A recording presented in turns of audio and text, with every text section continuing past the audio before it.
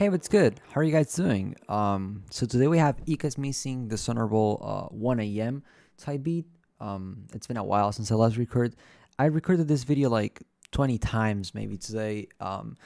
It was a mess. Like on one software it went wrong, my camera froze, and then I recorded it like a 30-minute video that was way too long and my microphone wasn't working, and I found out about that when I finished recording. So I was pretty mad. I went, did some stuff, and then came back because I wanted to record this today. I want to give some news first, and well, the first one is that I'm trying to make my videos more concise. I was having a bunch of problems with my editing software, as you may have seen before. Videos freezing, videos not being seen well, crashings while exporting, crashings while rendering, everything. So I'm just gonna record everything on OBS and upload it straight to YouTube, as you're seeing right now. So yeah, sorry if the editing is not very how can I say, like, complex, but I just couldn't make it work. And besides that, well, all the sounds I'm gonna be using are from my drum kit. It's called the Toolkit. You can find it at payhip.com/martinlive. It's this one, the Toolkit number 1. It's like a 3.5 gigabyte drum kit, and it has all the sounds I'm using here. I'm saying this because in the comments then people ask me, where did you get this 808 from? Where did you get this sound from? It's all from my toolkit. So let's begin first with the melody. I'm going to explain it overall pretty quickly because I realized I didn't need as much time as I was using to record this video. I want to make it concise so people can like watch it and get something. First, tempo. I would advise you to go to about 140, 143 more or less. This is the tempo I've been hearing on Ikes beats repeatedly. I would go with fast tempos. That's something to consider. And then you want ambient melodies. For Ikes beats specifically, I would write darker melodies, maybe sad. You want melodies that sound evil, if you get my point right here. So in this case, I'm using a pad called Pad Epic from Palace 808 Mafia Bank 7. Sorry about that. And without any effects, it sounds like this. This was my starting point for the melody. I started the beat right here, and it repeats itself over.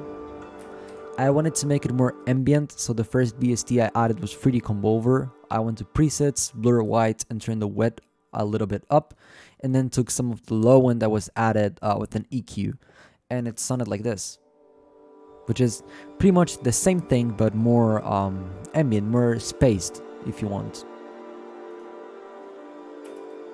We have another contact instance. In this case, I'm going to be using 3 different contacts. These 3, I'll play them together and explain what each of them is doing. The first contact is this contact called Distant Voices from Oliver Arnold's Composer Toolkit. You can find these presets on the Sonic Warp section. It's down here in Distant Voices. And the same thing applies to, well, this, no, I don't want to read. This goes for this other contact, which is Ghost Bowls from the same bank. And this one right here called Jarring Music Box. Basically, these are Sonic Warps, are kind of like patches from these bank on contact. I found them pretty interesting. You know, I got this bank because of the piano it has, which is pretty good. And then I found out about this sounds, which sound pretty good. And basically, I already had my main melody, which is what I already showed you. And I wanted to layer it up. Like, I wanted to add some variety to the sound and some wholeness. So that's why I added these layers, so I could make the sound sound more complex per se. So altogether, it's the same chords, the same melody, except for this one, which the only thing I did was adding this note, that high note, because it added some closure to the chord progression, my bad. And altogether, it sounds like this. So basically, that's like the added, you know.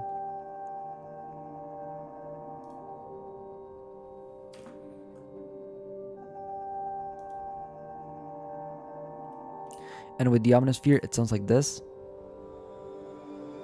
Sounds pretty ambient, it sounds pretty whole.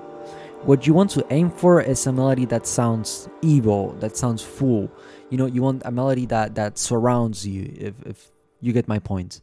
So layering will be your best friend, but don't overdo it. And also always when you layer, make sure that you're not covering the same frequency range so you can actually distinguish the layers you're adding. The other three melodic elements you can find here are some percussions and some Foley I got from Albion 1. Albion 1 is a orchestra bank on Contact by Spitfire Audio as well. I used loops from the Bruno Loops section, and I used this one, which is alarm hi-hats, and it sounds like this. I added this EQ to take low end and high end out. It's not playing any note, it's on C5, and the same repeats itself for these other two layers. I basically just went to this Albion 1 BST and found like layers I could add on top that were kind of melodic and that went with the drums, just to add some more salt and pepper, if you feel me. And then we have this block kind of thing, which is 3x oscillator, attack a little bit up. And then we have Fab Filter Timeless 3 on the clean preset. I'm gonna rebuild this from scratch. Basically, I came in here, turned the feedback a little bit up, then the delay on half notes, then 50%, diffuse a little bit up, and then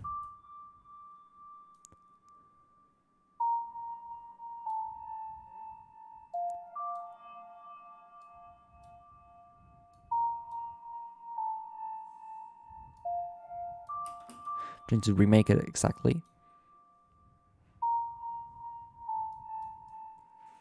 It's not exact, but it gets pretty close.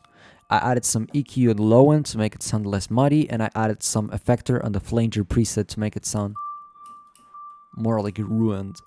Yeah, this is not very necessary. I just wanted to add a counter melody that you could remember and that you could hum, if that makes sense. You want to have a melodic element that you can remember, because if you have just ambience, yes, it sounds good, but you want to have something that you can follow and that also the vocalist can follow. So that's very important. And then I moved into the drums. Once I had this done, I structured the melody, I did everything I wanted to do with it, and I went with the drums. My first element on the drums was the 808s. The 808s are pretty complex in this beat. So for the first 4 bars, I added this 2 808s on G and then these 3 808s on D sharp. And basically, I wanted to keep the first 4 bars bare and then the other 4 bars like very complex, very stacked. And it sounds like this.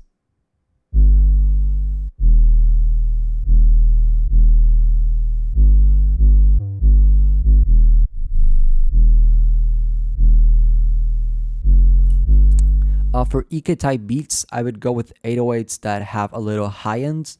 You know, that had maybe some noise on the high end. I think he uses 808s like this a lot. And I would go with subs. Don't think about using kicks or anything of that. Go with this kind of 808s. Clap is a regular clap, which I complemented with some secondary claps, which is something that Ike does a lot. He has like very complex 808 patterns. I don't know, clap patterns. This is one of them. Always remember to play with the velocity so you can make cool effects like this kind of clap riser. You know, it's like a clap riser. And then I moved into adding some perks, so I had some more rhythmic elements.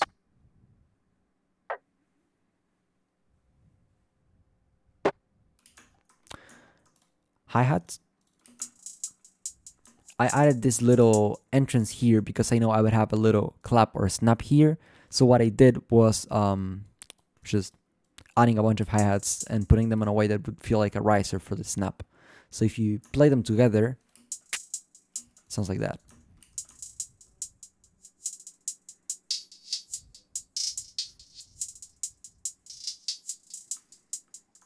I added my hi-hat preset that, you know,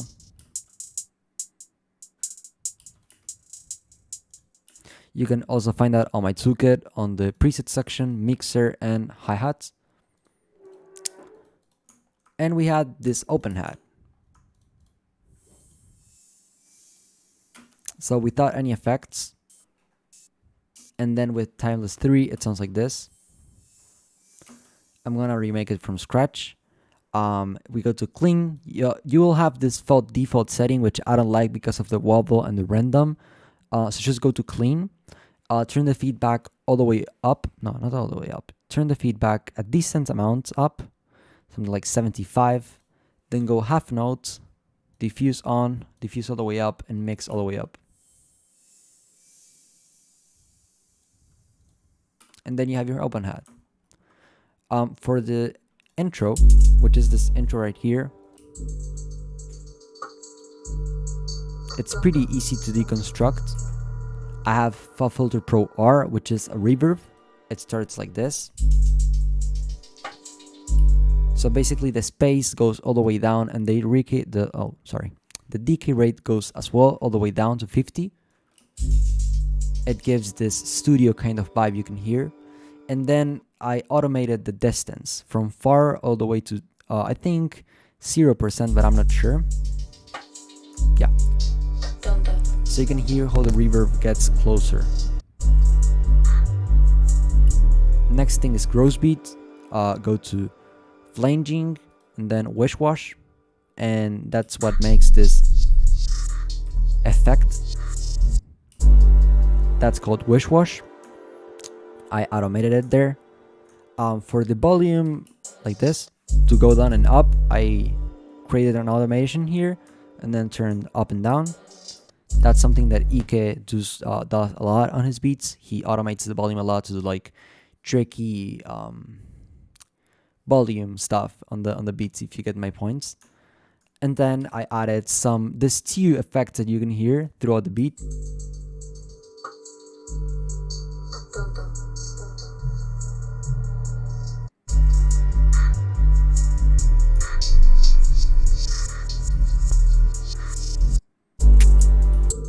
So basically the first thing I added was this effector. It's called Effector in FL Studio. You can find that on miscellaneous. You go up to box and you turn off bypass. Bypass will be on. You go to box and you put the how's this called? The parameters. You set X to 0 and Y to maximum. And then you automate it like this. Basically, it goes down right here to 0. And as soon as this one is going down, another effector, again on the box preset, you can stop and copy how it looks, goes up. You know, this one is going down and this one is going up. But do you hear how rough that sounds? I fixed that adding an EQ that does this. So basically you have all the high end that's clashing and sounding very like rough. What I did was EQ all of that out, and then when the effector stops working right here, doesn't fully stop working, it goes really low, the EQ goes out, so it stops actioning. And then you have the entrance that you can hear in many Ike beats, you know. I think both Ike and Starkey do this a lot. In case you don't know High Starkey yet, you should definitely check him out. But yeah, I kind of found my way of doing the cool reverb entrance they do to their beats like that. It's not the most typical one, you could say. I had to work around a lot of automations and stuff, but it can get the job done. I thought I had more time to record this video, but I didn't. I have to leave home in like 5 minutes. I kind of didn't calculate it very well, so I'm sorry if I was rushing the video a lot. I was gonna say this on the start of the video, but I don't think I really did. But yeah, I tried to record this video many times and it failed for various reasons. I think this is the final recording. I think I'll post this one. So yeah, let me know if you like more these kind of videos where everything is more quick, everything's more straight to the point and not like 30 minutes of me explaining something. And I'm gonna try to be uploading twice a month. Whenever I can, it will be weekly, but I'll try to get it done twice a month. And if I see support going strong, I'm gonna keep dedicating more to this YouTube channel, and I'm probably gonna open a Patreon again.